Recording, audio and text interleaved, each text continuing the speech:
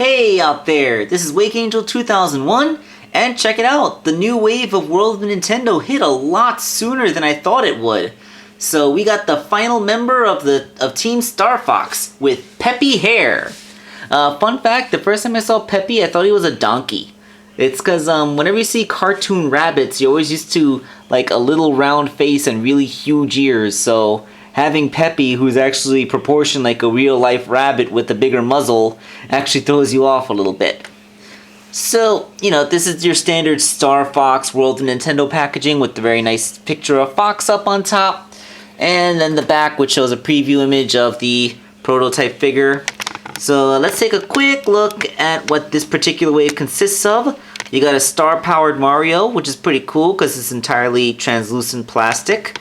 You got a Koopa Troopa, who is identical to the one from the previous wave, except he has green shoes instead of red ones, and also he has a green shell instead of a red shell. But you know, they come in green and they come in red, so there you go. There's a new one, the Villager, being the first articulated Animal Crossing figure that I'm aware of. That's kind of awesome, and I believe it's a new franchise to appear in World of Nintendo. Then we have Link in the Goron tunic, which is the Ocarina of Time mold used again, but this time red. I don't really think I need to get that because I got Dark Link and I got Proper Link. I don't really need every single color variant that's possible, but you know, if you're into that, or if you missed the Ocarina of Time Link the first time, that's a good way to get it. And then Peppy. So I think Peppy is the only figure from this particular wave that I'm gonna get, but you know, some of you might be interested in the new stuff, especially that Villager figure if you're an Animal Crossing fan. So, with all that said, let's get Peppy out of the box and do a proper review of the figure itself. So, there's Peppy Hare, our favorite old rabbit man.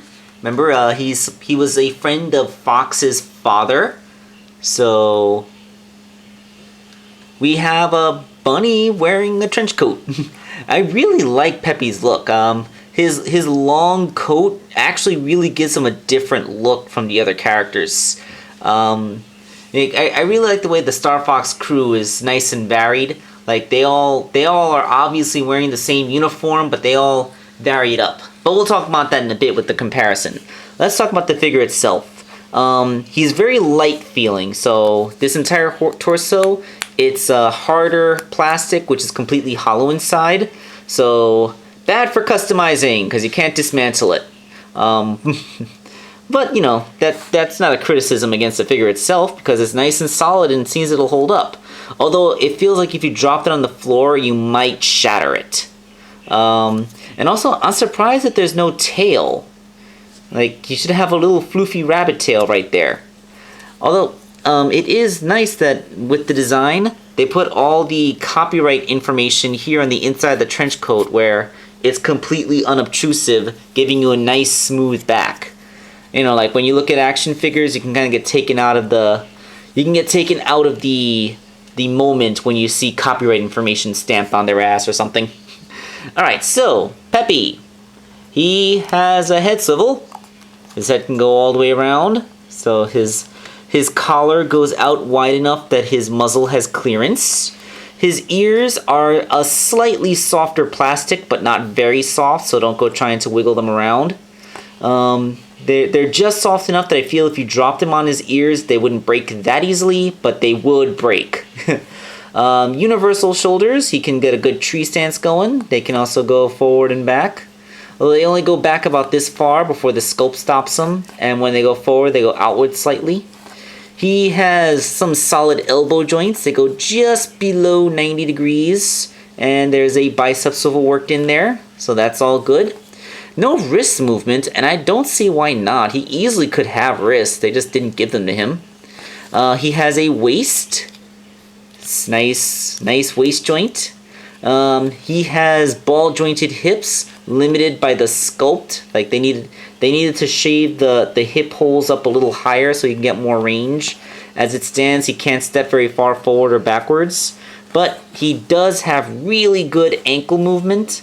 So pivots, so that you can get him, you know, standing with a foot ahead, leg ahead, and leg back. And he has the shallowest knee joint ever. Look at that. It is a knee joint. It's even a universal knee joint, so it rotates. But look at that. That's it. Look. I has a knee joint. I mean, if this is as shallow a knee joint you're going to give the guy, just don't give him a knee joint. Be like Slippy. He has a knee swivel but no knee bend. Like, this is... Why bother? The only thing a knee joint this shallow is good for is for the joint to eventually become loose and then his legs become wobbly. A knee joint that pathetic is actually going to be more of a detriment to the figure than anything else. It would actually have been better off to just not have that particular point of articulation. Yeah, that's a point of articulation, not a point of posability. Like, as we may recall from my Pacific Rim reviews, a figure being articulated is not the same as a figure being posable. But yeah, as of right now, all the joints are nice and tight, nothing's floppy, so he can stand just fine. So let's bring his accessory in. It's a box. A box covered with S's. S's for Star Fox. These are the item boxes that you would shoot to get stuff. You know, like weapon upgrades, shield recovery rings, all that. I haven't seen a figure come with a box this nice since Silver came out with a box for the Sonic Generations line. It's a box. I guess it's okay. I mean, heaven forbid that we would give these guys a gun or anything that they might find moderately useful. All right, let's get Peppy together with his team and see how he stacks up with them. So there we go. It's the full Team Star Fox. So he is about the same height as Slippy Toad, significantly shorter than Fox and Falco. And, you know, I just kind of noticed Slippy and Peppy... Where are their communicators? I mean, Fox is wearing that helmet thing that has a communicator in it, but the other three characters aren't. Was it not part of their character model from Star Fox 64? Because as we recall, this is what they look like in Star Fox 64 more than anything else. I can't believe that I never really noticed that none of them have their communication gear on. That just seems weird. I guess I got spoiled from the character models seen in the Smash Brothers games or later entries in the series. But yeah, Peppy, he scales just fine. Like, you know, he's an older guy. You know how old people shrink, so it's perfectly natural that he's not that tall. Also, as a hare, he's a prey animal.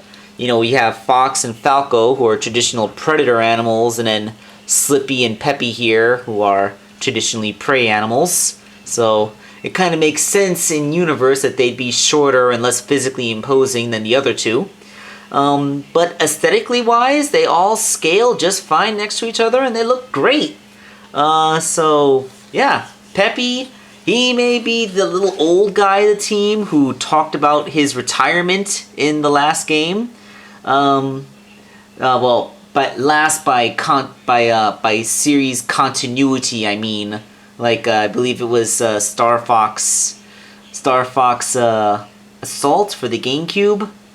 No, I know Star Fox Command for the DS technically came out last, but Command sucks so hard I don't even remember most of it. But yeah, Peppy, the guy that wants to retire from active military duty and drive a desk so that... because he's too old for fighter piloting, man. So, is this the end of Star Fox for the World of Nintendo line? I mean, there are certainly more Star Fox characters. You could do the bad guys like Team Starwolf. You can do General Pepper, or perhaps the backup characters like Bill or Cat. So there is still more room to go with Team Star Fox, but you know, this is your core crew. It's complete. So even if the World of Nintendo line were to see its end today, we can at least be happy that we got the full Team Fox. Although the line has to last long enough to at least give us a Ganondorf to match with the Ocarina of Time characters, because Toon Ganondorf's not enough. Alright, so this has been Wakeangel2K1 giving a very positive review to Peppy Hare, and I'm gonna sign off.